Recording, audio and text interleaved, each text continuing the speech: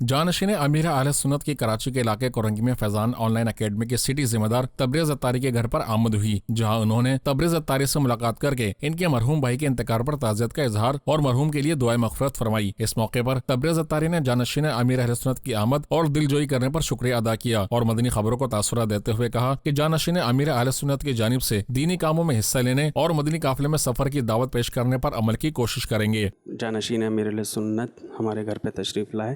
فاتحہ خوانی کی، دعا کی،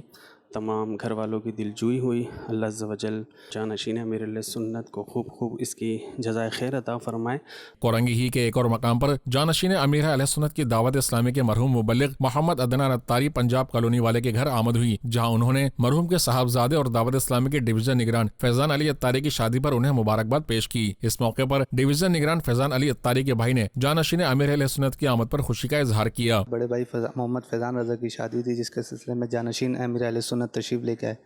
بہت خوشی ہوئی۔ جانشین امیر اہل سنت کی کراچی کے علاقے فیروز آباد میں بھی ایک اور مبلغ دعوت اسلامی کے ٹاؤن ذمہ دار تنویر اتاری کے گھر آمد ہوئی، جہاں انہوں نے تنویر اتاری کی عیادت کی اور ان کے لیے دعائے صحت فرمائی۔